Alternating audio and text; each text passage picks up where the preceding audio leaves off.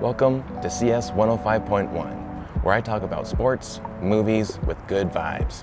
On today's podcast, I'm going to dive into last night's game against the Thunder. Let's get it. Now, I couldn't make this podcast without the amazing equipment, so I'd like to give a quick shout out to Røde for the Røde Wireless Go, which I'm using for my lav mic right now. And then also like to give a shout out to Apurture for the lighting that I have. And then Blackmagic Camera App for the app that I'm using currently right now. Hey everyone, so let's dive into last night's game. It was, oh my goodness, it was brutal. Lost by 30 points to the Thunder, which it was just kind of embarrassing and depressing. I mean, even Malone mentioned how depressing or how embarrassing it was. The guys at DNVR also talked about how embarrassing it was. Like, it was just like, we're at the point right now in preseason where we're just making horrible mistakes that I'm hoping are just getting it out now so that we're not making these mistakes later on.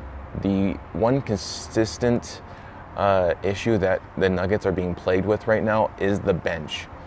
They are not making mature plays right now, and it's really frustrating when you see someone like the OKC Thunder, who are just as, if not younger than the bench of the Nuggets, and they're making the right calls.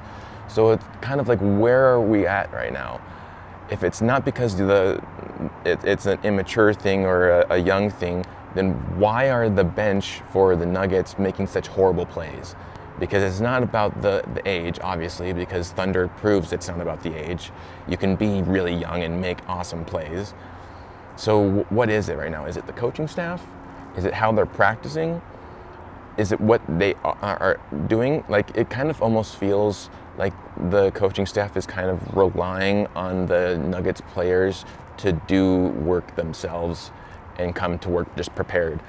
And in any normal situation, that should be fine, but it feels like these particular players need a little bit more attention, and they should be almost like held to the fire of shooting your free throws, doing the proper defense. Like, they're not doing any of that, and it's just getting really frustrating. So let's start off from the beginning here. Now, first I'm going to talk about the feed, because you know me, I like to talk about the feed, and because I just really love having a Denver feed. It's one of the reasons why I like watching the Denver feed as opposed to any of the other feeds. And I don't know what's going on. If maybe it's just because it's preseason that they're not really getting the Denver feed in just yet. Maybe the altitude folks are just kind of like on a little break, or they're just focusing on the radio right now. But they didn't have a Denver feed again, and this one was legitimately a Denver home game. Like, this isn't Abu Dhabi, where we're typically, or like hypothetically, a home game. This is legitimately in Denver home game, and we still don't have a Denver feed. And I was looking on the sidelines, and they weren't even like recording a Denver feed. So I don't know what's going on there, if it's just because it's preseason and they're just kind of, you know, letting the other team take the lead or whatever. But it's really frustrating, man.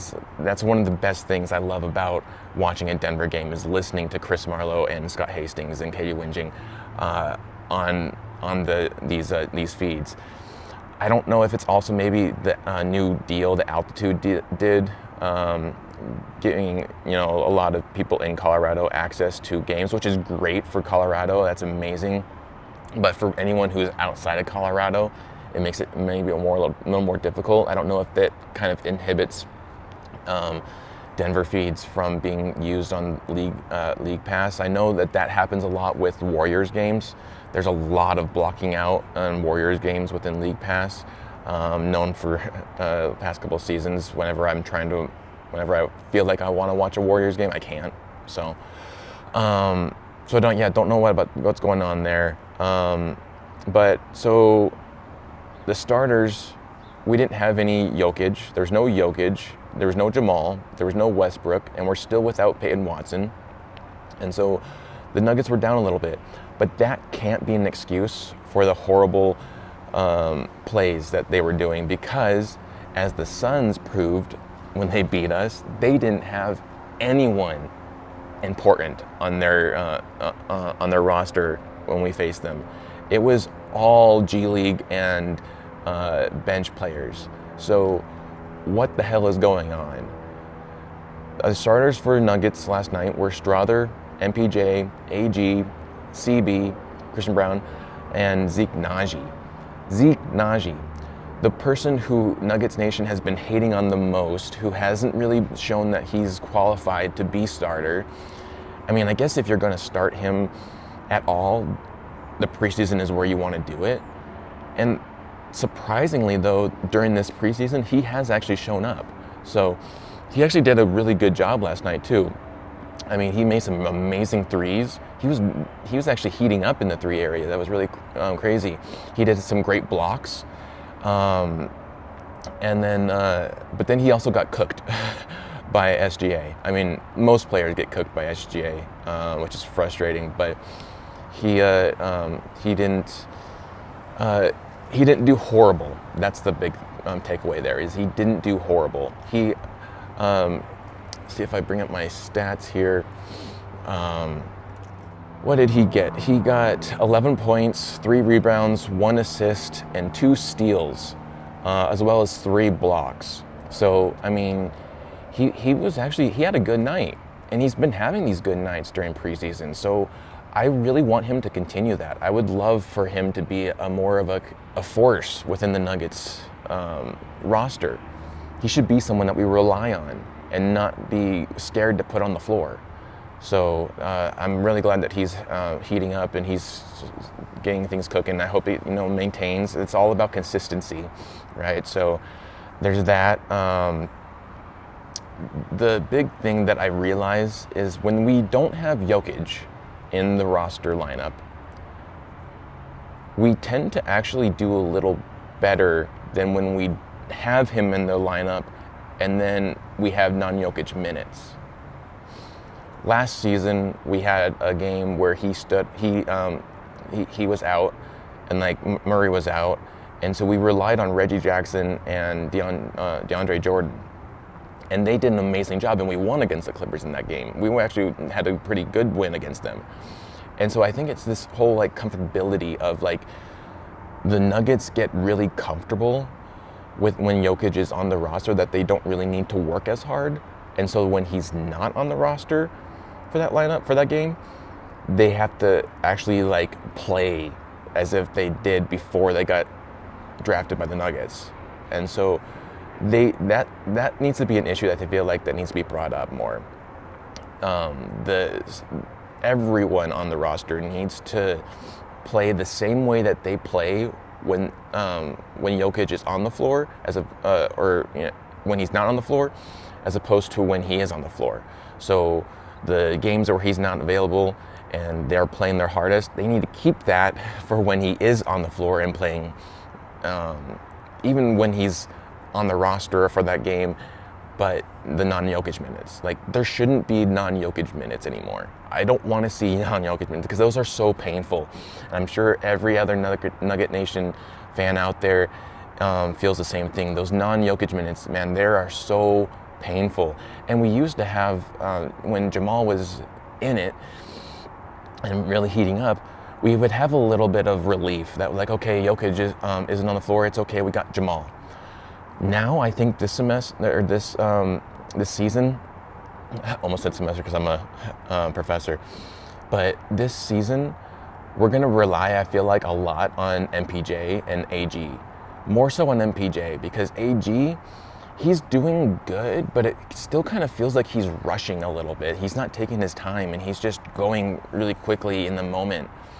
I like to see what we saw last season with him, when he just kind of bulldozes over people and just goes right for the rim. He did make some pretty good threes last night, but again, I've said this before, he's a paint guy. He's in the paint guy. He's the guy that you lob to and he crushes it in with the dunk and everything. CB, DMVR guys talked about this. I'm going to second it. He is hesitating way too much when he gets the ball.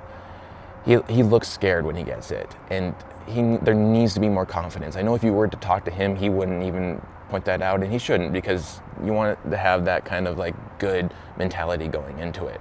But he's definitely, it's noticeable, not just amongst like a few people, like amongst a lot of Nuggets Nation and staff and everything. He is, and it actually reflects to the opposite side, where they actually leave him open when he goes for threes, because they know that either he's not going to shoot it, or when he shoots it, he's not going to make it. So he needs to hone that in and actually make it work for him. So, and start sinking those threes. Talking about threes, I appreciate Nuggets are continuing to attempt threes, but a lot of the shots are shooting without gathering first. So they get the ball, and before they actually gather and look for the basket and shoot, they get the ball and then they just shoot. It's so like spare moment kind of like attack that I feel like it's causing them to miss these threes. I know not everyone can be a Luka or a Curry, where they can just get the ball and throw it over their head and make a three. Like a lot of these players, like CB, AG, even MPJ was doing this sometimes. Strother was doing it, got the ball, threw it.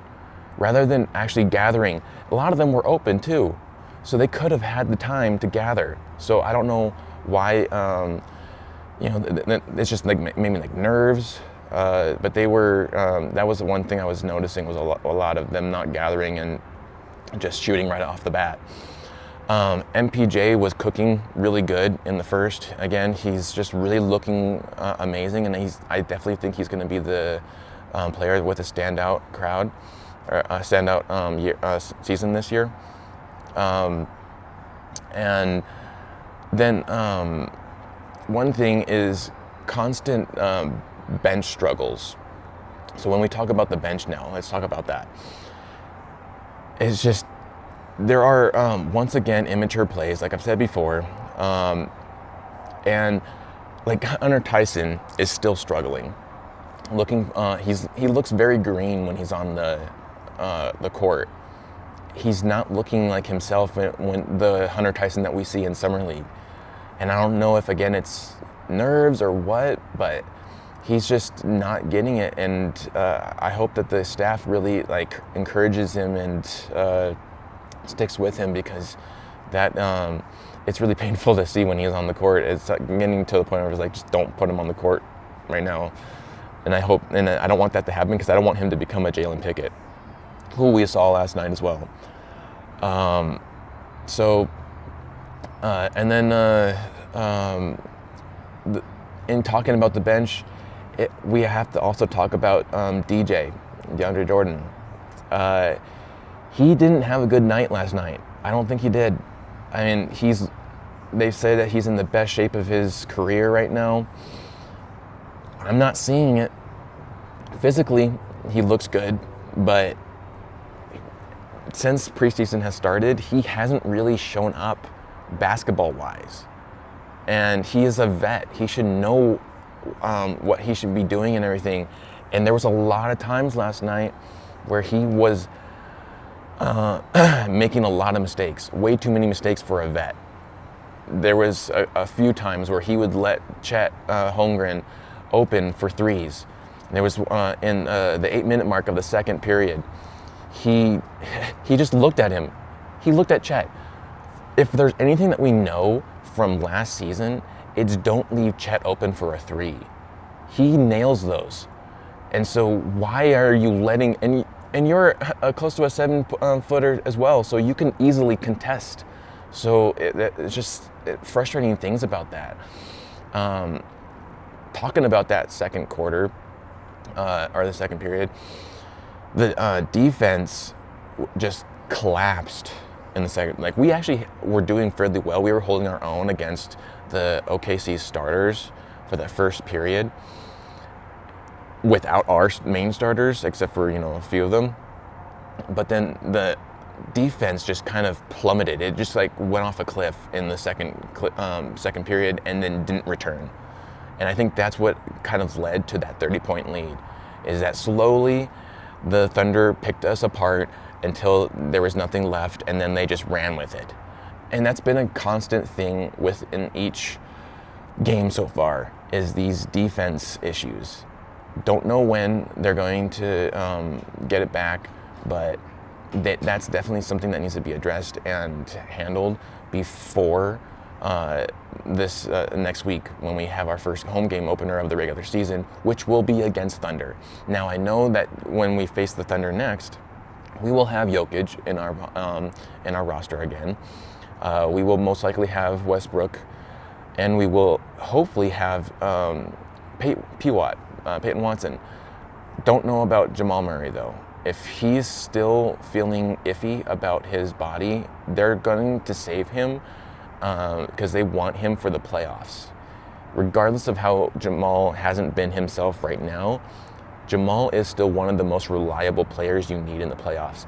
And people keep on saying that he didn't have a good playoffs. I disagree with that, because he made 2 game winners, and then he was also very crucial in the away games in Minnesota. I mean, he shot the half-court shot. So I am not discounting Jamal at all. He is going to be very helpful for us, and he just needs to get his body right. I hope that he's healthy and he stays healthy. The last thing we want to see is him getting injured. So if he doesn't play in the home game opener, I'm okay with that, as long as he shows up later in the season. So I think that you could easily slot in Julian Strawther in his position, who had a great game again last night. He didn't have his best game, but he had a consistent game, which was nice. So the thing also is, or a frustrating thing I should say, about this game was that this was in Denver. Denver has already been rated as the most challenging away court to play on for a visiting team, because of the elevation and the crowd. I mean, a lot of people take it as it's just about the crowd, and I would definitely say that Philly fans and Boston fans are up there as some of the most difficult crowds to play against. And so a good majority of what makes it so difficult in Denver is that elevation. And it's always frustrating when the other team, you don't see any of that kind of slowdown to them. Like, they play as if they live there, which was kind of what it was looking like last night. It looked more like OKC was the home team, and the Nuggets were the visiting team, because the Nuggets were gassed the entire game almost. I don't know what's going on. Like, they're training in Colorado. Why are they now in a game situation feeling all tired and their conditioning is really poor? It's really another frustrating thing to see. So, then another thing with the second period, there was a minute left in the second period, and there was an offensive basket interference goaltending called on Aaron Gordon, and it was a bullshit call. I'm going to say it right now, it was a bullshit call. This hasn't been talked about enough. I know a lot of the fans are talking about it, but none of the media people are talking about it. But god damn it. That second, there was a rookie ref on last night's game, and I hope that those kind of mistakes are dealt with within the league, because that is bullshit when it goes into the regular season. Like, you need to nip it in the butt right now. That was a bullshit call, and of course they backed themselves up and said that it was a legit call, but that was 100% not a goaltend. The ball came away from the rim, and it was already in a downward motion away from the rim when AG tipped it back up. That is not a goaltend. So, and then if anything, when they replayed it, and now that in this new challenging season, or challenges for this new season, you can now look at it, and if there's a foul call or a foul missed there, you can actually call that foul.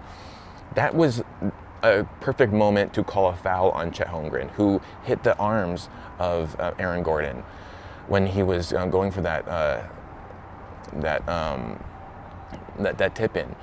And so just the fact that the refs were definitely not on the Nuggets side. I don't want to say like we lost because of the refs, because we didn't. It was completely a defense issue and a confidence issue and a conditioning issue.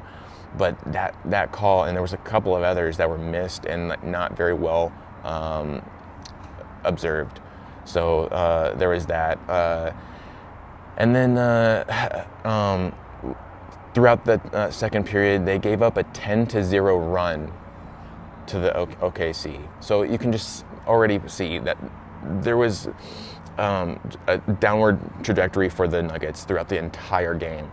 And it at one point just kind of ramped up, and like instead of like a slow, steady decline, it was like off a cliff. And then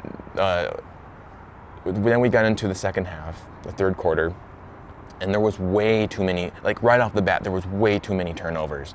And in that quarter alone, the Nuggets gave up 31 points in 10 turnovers to OKC, to the Thunder.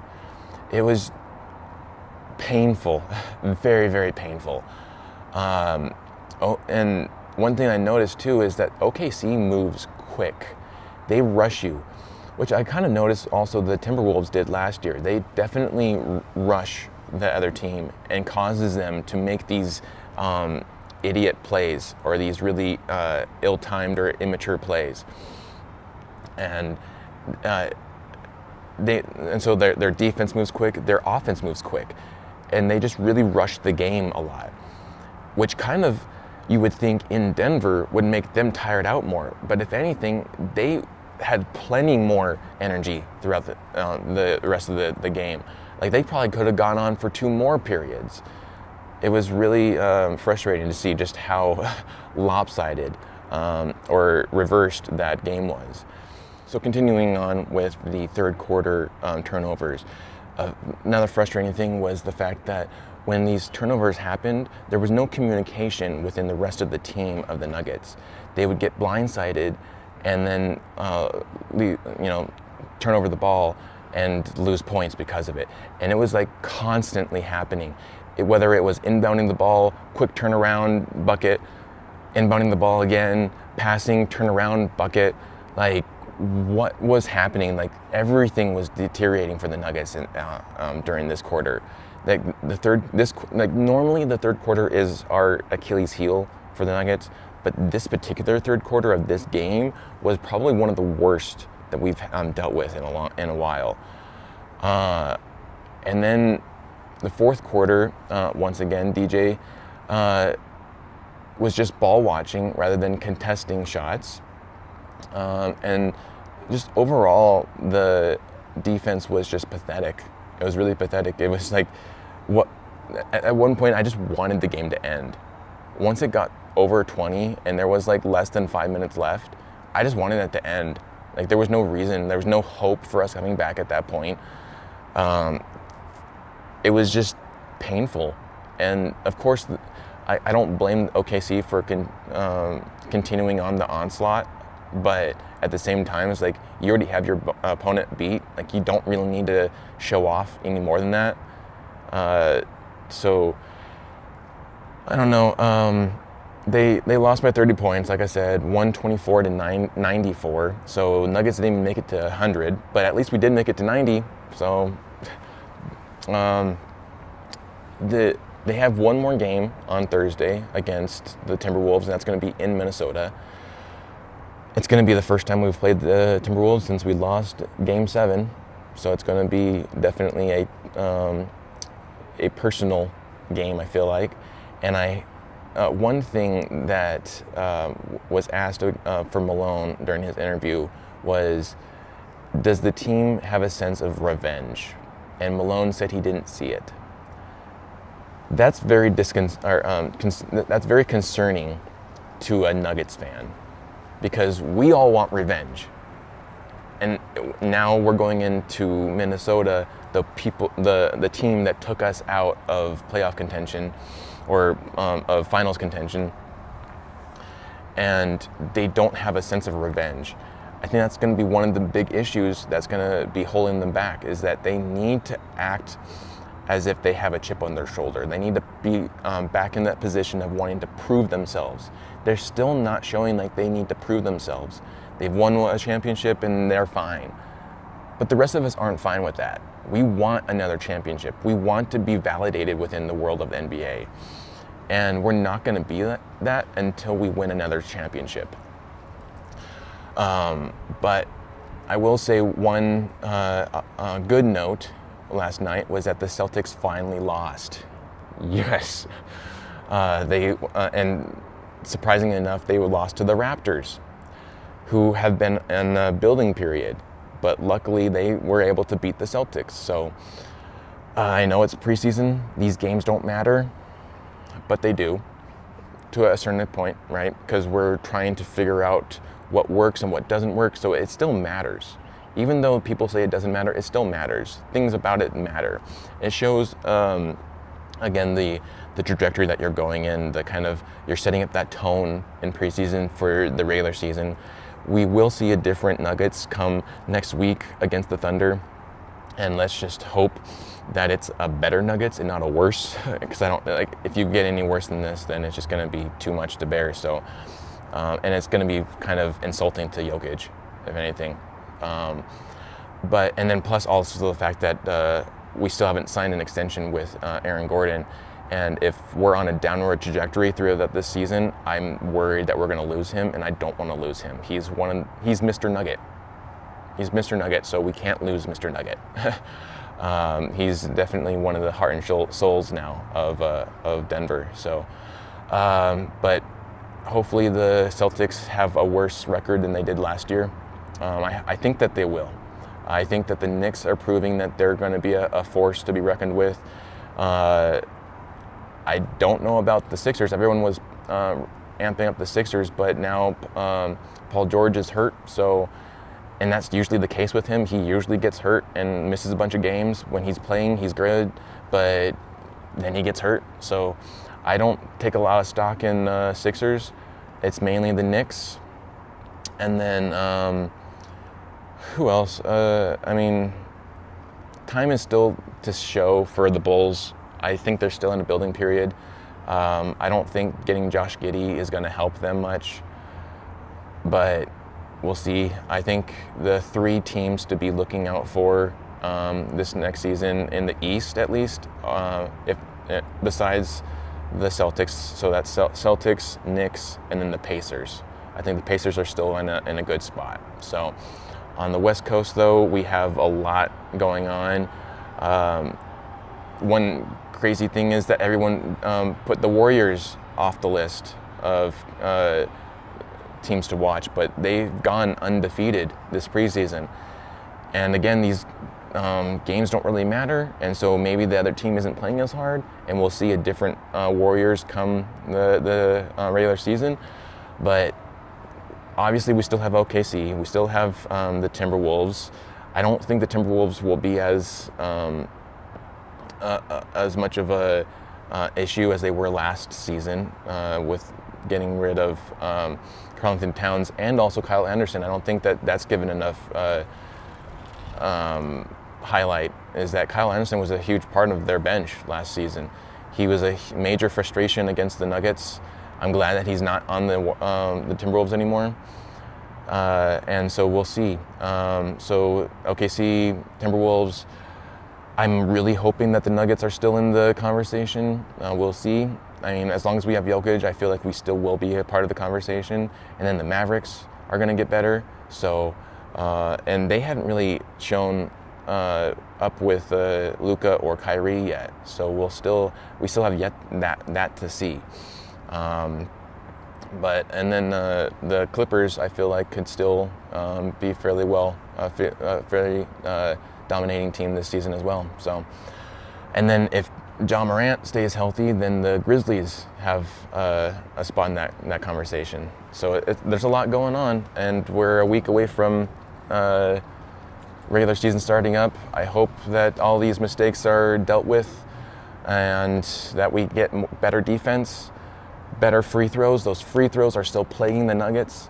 Horrible at free throws. I mean, I don't remember DJ making a single free throw last night. So I think that's number one on his priority list, is that he should be practicing his free throws, as well as the rest of the Nuggets.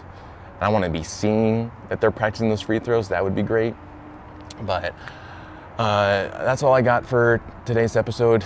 Thank you for bearing with me with my different setup right now. A lot of technical issues, and especially with last night, things weren't showing up, and so I needed to get out of the area and try and get a new environment set up. This won't be the consistent setup, but hope you enjoyed this conversation. Please let me know what you think about what's going on here. What you think about the Nuggets defense, what they need to do to elevate that defense. And if you liked what you're watching here, please give a like and subscribe, share it out to your friends and family, and we'll catch you on the next episode, which will be on Thursday night. Hopefully I can get it out Thursday night. If not, it'll be Friday morning. But you've been watching CS 105.1 with sports, movies, and good vibes.